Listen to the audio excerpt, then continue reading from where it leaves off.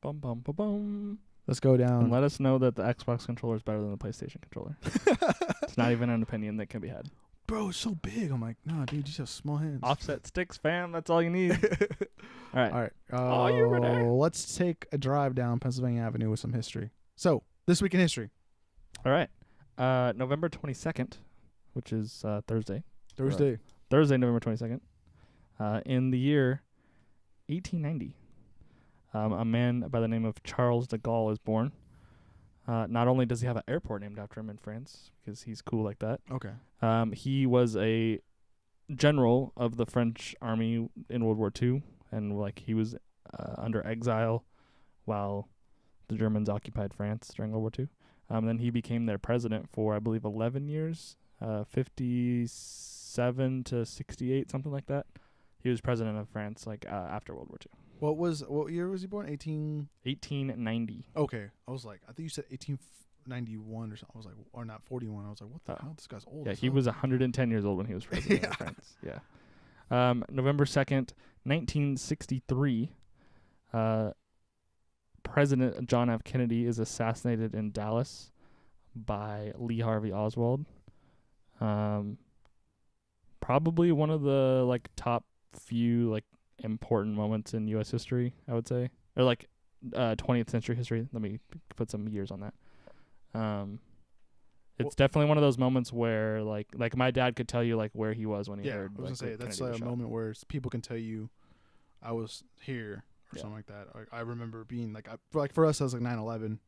I remember like where I was when I saw it for the first time or heard about it. Yeah, JFK. For the last Above Ground Music podcast, we talked about JFK extensively. Oh, okay. In my class, we went through it. My history class, we went through a lot of botched investigations for sure. And yeah, you should go check that out. But definitely, yeah, one of the craziest moments. And kind of like a big moment too, because it was the first time our president was assassinated since McKinley. Probably, yeah. And then before that, it was there's been attempts like on Teddy Roosevelt, but he survived. McKinley, There was an attempt on Reagan. yeah, on Reagan, on Ford, Yeah. but they were unsuccessful. And then I mean, we got like the trail of assassinations after this too, because JFK's brother, Robert Kennedy, was killed. I actually have one of them in here. Oh, okay. And then We'll get to it, Martin yeah. Luther King, Yeah. Malcolm X. They're just like, it was Tumultuous times. Yeah, it was weird. That was violence in like the equivalence of what we have today in like, I guess, school shootings. I guess like that's how like big events like that are remembered in a way. Because like there wasn't like anything that was like really really reported besides like the assassinations that like I could think of like on like very violent kind of crimes, I guess. I suppose. I events. guess I get what you're going for. I guess, You know but what I mean? Like Yeah. like what's in the what's big in the news and like what people were really talking about, I guess. yeah, You know what I mean? I think so. I don't know that I necessarily agree, but I think I know what you're going for. Well, yeah, it's just who gets assassinated these days? I mean, the guy in like Turkey got assassinated by The reporter. you mean? yeah, that guy. But there's not as many like figures like the president. Yeah, but I still like separate like a school shooting from like a president. Like if Donald Trump was shot, it would be Well, I'm talking about like just the just violence of it is what I'm comparing it to, like the violent, like parts of like crimes and the news, like the equivalent of that. Yeah, I suppose. 1 year later, in 1964, there was a ceremony marking the anniversary of Kennedy's assassination, and there were 40,000 people that piled into Arlington National Cemetery to like hold like a vigil basically for Kennedy, like on the anniversary.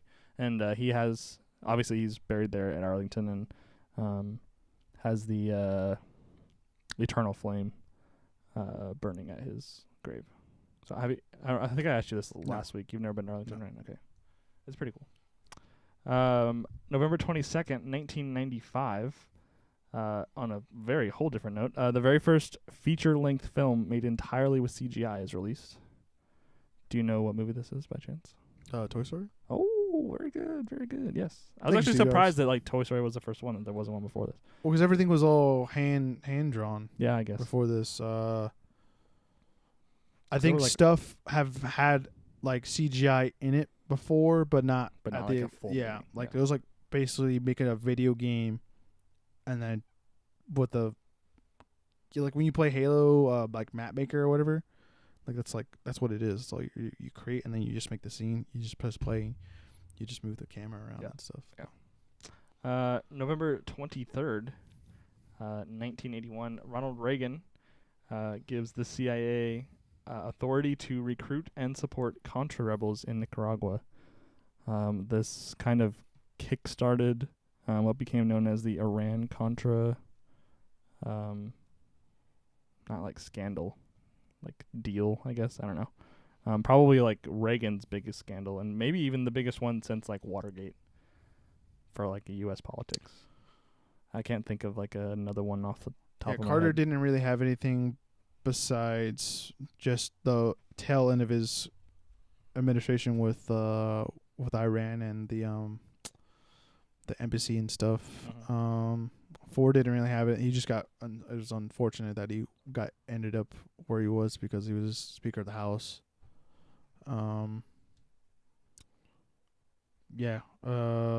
Clinton. I mean, obviously Monica Lewinsky. Yeah, but that would have been after Reagan. Yeah, but I don't think there's anyone since Nixon basically. Well, there's only like two presidents before, basically Nixon, so that's not much of a gap to have like that much scandal, I guess. Yeah. And November 23rd, 1992, the very first smartphone is unveiled, and it is a IBM phone called Simon. I'm gonna look up what it looks like real quick. That's not a smartphone, bro. This is a smartphone. You'd be surprised like how like old the first versions of like a lot of technology are. I know, but wasn't the iPhone the first considered smartphone because you can actually go you can go on the internet and stuff. Like I mean, you could go on the internet with older phones, but I meant like at like this level. That thing must have been like a big brick. Looks like basically like the old home phones used to look like. Really? Except it was a touch screen. Oh, so that's what they probably consider smart. I don't know, maybe. It was 8 inches long, 2.5 inches wide, and 1.5 inches tall. So yeah, so it's like approximately like the old like home phones or like a payphone kind of size thing. It had 1 megabyte of memory. And 1 megabyte of storage. It had a microphone, a touchscreen with a stylus, a 4.5 inch by 1.4 inch display, and it did have a dial-up. You could have a dial-up connection. It had its own modem, 2400 bits per second. So like my internet, for example, at home is 50 to 75 megabits per second. So it's like 1,000,000 bits per second. This was 2,400 bits per second. So like literally like 0.01% of the internet that I have in my house right now. Like all the technology from like it's a smartphone. It has internet. The early 1980s all the way to now. Like I can't 10 years from now you're gonna look at this one. You're like, this is a piece of crap. Yeah, I know. Yeah. And then you go to that. What year was it came out? This was 92. 92. That's I can't do the math right now. It's almost 20. It's almost 30 years. 26 years ago, yeah. Yeah. I think 27.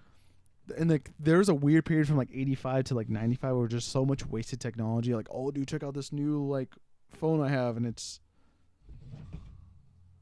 this big. It's like this big. Sorry for people if you're not watching, but like yeah, it's oversized and like it was no way it was gonna stand the test of like it was gonna be irrelevant for like 2 years, and that was it. Oh well.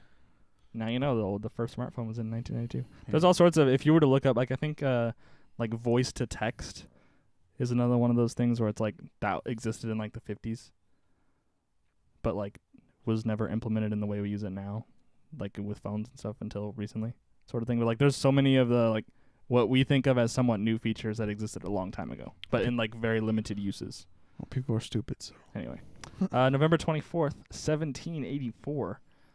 The 12th president of the United States, Zachary Taylor, was born.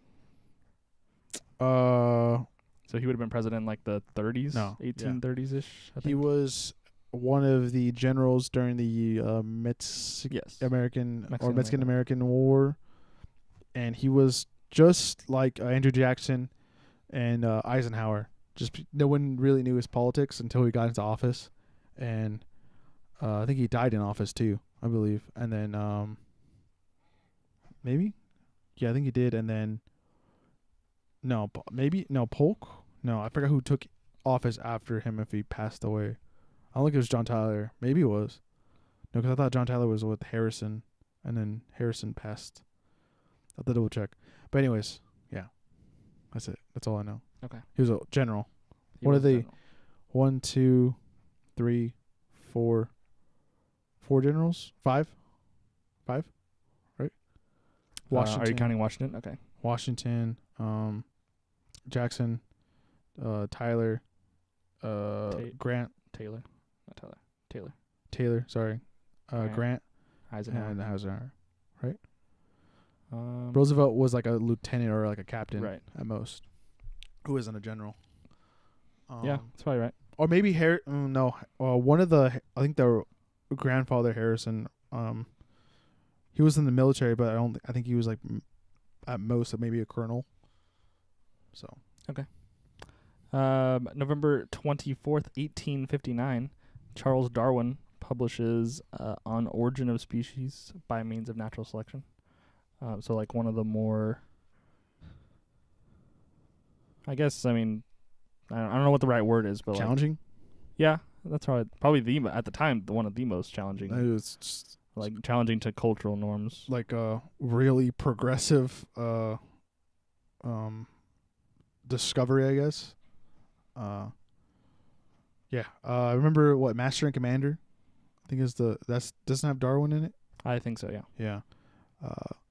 Just crazy and how simple it really was to like discover all that for him in a way. It kind of fell in his lap with the Galapagos Islands. Yeah, well, it was like he lacked any scientific evidence at the time. Like he even said himself, like if there aren't basically fossils and skeletons found, like then he's wrong. Like when he published it, like it was like nothing but a theory. Yeah. Obviously, like he went to the Galapagos Islands and like studied that stuff, but I mean, it's like the first guy that kind of it's a big thing for biology in general. Like the people that discover like the atomic bomb, like the people that when Einstein wrote the letter to him to Roosevelt, like he said, like we don't know if this is possible yet. This is just all theory, kind of like that in a way. But like before Einstein, there was other physicists that discovered all that stuff until it got to Einstein and all of his kind of not comrades, people of his colleagues. There you go. So stuff like that's kind of interesting, I guess. But Charles Darwin, yeah, shout out. I want to get a picture of him, hang him up in my room, stare him in the eyes. Back on the Kennedy line of history, I guess. November 24th, 1963, a man named Jack Ruby kills Lee Harvey Oswald in a Dallas police station. He shoots him. Yeah, Jack Ruby. That's all sketchy. Oh man, that class I'm taking right now. Jack Ruby was a guy that ran a casino in Louisiana, I believe, and was also a guy that helped smuggle drugs through Louisiana, which is like weird to like find out, and then find out that he killed Lee Harvey Oswald. There's a lot of just sketchy stuff, dude. Oh my god, and a lot of documentation of it too, which is like, what? Okay, this all adds up to something. November 24th, 1977, Greece announces the discovery of King Philip II's tomb. King Philip II, obviously, I guess, famous for being the father of Alexander the Great. He was king of Macedonia. Was it Macedon at the time, though, I think? I don't think it was Macedonia. I'm not sure, but what is now Macedonia? I think it was maybe. Like Philip of Macedon. and like Alexander of Macedon. Is that why they call that dinosaur mastodons? No, because of like it's like a pike.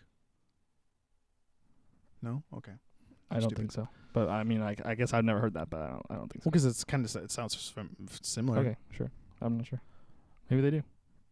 Look it up. So yeah, kind of a big. We talked a couple weeks ago about. I think I actually skipped over it. Is he in this Odyssey at all?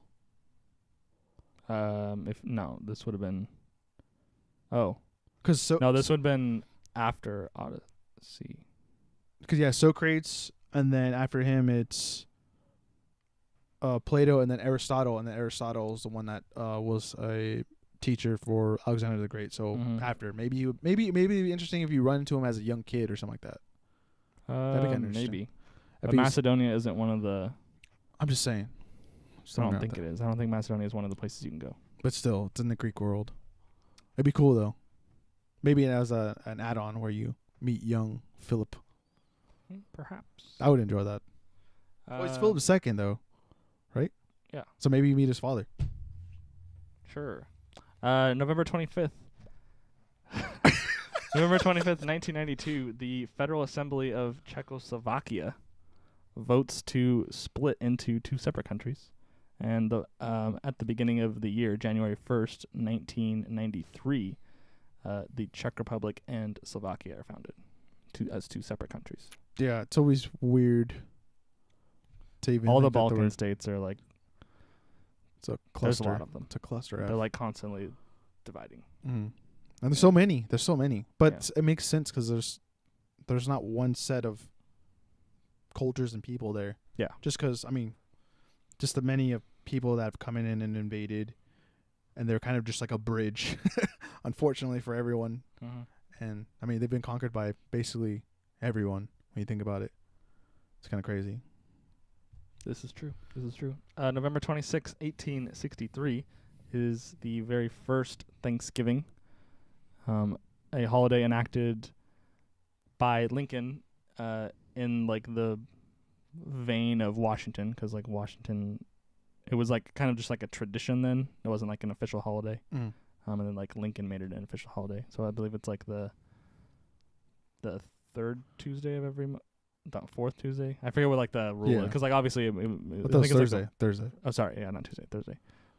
It's the mark of all the genocides we did in that time. That's what we're really celebrating. Yeah. Sorry, no. Okay. So yeah, obviously this week in the U.S. I'm sorry. Is Thanksgiving. So my professor told me that it's a war holiday. I was like, what? You're crazy, bro. Okay. I don't know. In other news, November 26th, 1917, the Bolsheviks, having recently taken control of of Russia. I guess it wasn't quite the Soviet Union yet. The Bolsheviks withdraw the Russian army from World War I. They sign a peace treaty with the Central Powers to withdraw themselves from World War I. The war ended like not that long after anyway, like a year or so after. So it probably didn't impact anything one way or the other significantly anyway. But possibly extended the war by a little bit, just because like Russia wasn't involved. Yes, but also which is weird to have dropped out of a war like that because your government like basically crumbled. Yeah, which is weird. That one movie was Anastasia. Kind of learn a little bit of the Russian Revolution out of that, which is kind of interesting. But yeah, that's where Lenin comes into the picture, and you see socialism or communism, which is like socialism, in a country of that size, being kind of implemented for the first time, and that experimented. Right. That experimented start at that time. First, like Marxist experiment, basically. Which is kind of a big moment in or just human history, I guess. I would say it's a big moment to look at it. Yeah, I guess. It turned out to be a pretty terrible thing, but well, yeah, that's what I'm saying. That's what I'm saying. You learn from history. Yeah. I would put it up there, just cause, and the time period. It's just a weird time period. I just watched a World War One movie not too long, or like this past week. War Horse. No, it wasn't a War Horse. I had the kid from Ender's Game. I had what's the dude that plays Vision? Mm-hmm. And then Paul Bettany. Yes. And have you ever watched the Hunger Games movies? Not all the way through. Well, have you watched the second one? Sure. The guy with the Triton, I guess. He fights with the Triton basically. Okay. He's in it too. And then the one of the Red Skull assistants from Captain America, the guy that's in the computer in Civil War. The guy that's in the computer. Yeah, when they go down, him and Rosanoff go down into the little old base, and then like he's like talking. They're talking to him through the computer. Yeah. Okay. That guy's in it too. Okay. All right. There's a lot of guys.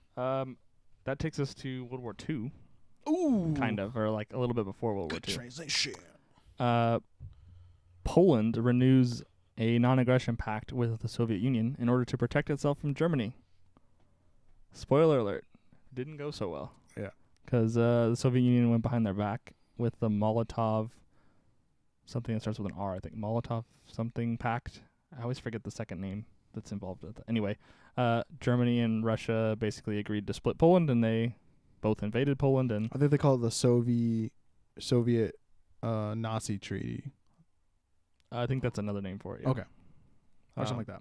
I'm gonna Google it real quick just because I'm curious. So basically, Poland was trying to protect itself from like the growing Nazi Germany, protect itself by aligning with the Soviet Union, and as a way of like deterring Germany from invading them. But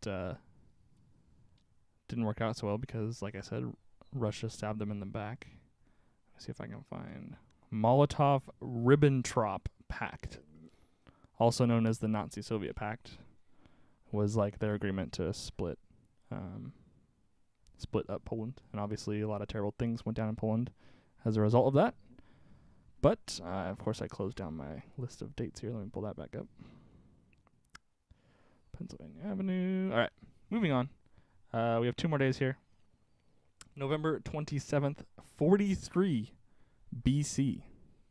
Way back when. Octavian, Antony, and Lepidus form what's called the Second Triumvirate of Rome. And I had no clue what a triumvirate was. So you Googled it. So I Googled it. What was a triumph? So basically, the first triumvirate was like Julius Caesar and like 2 other dudes whose names are escaping me at the moment. Okay.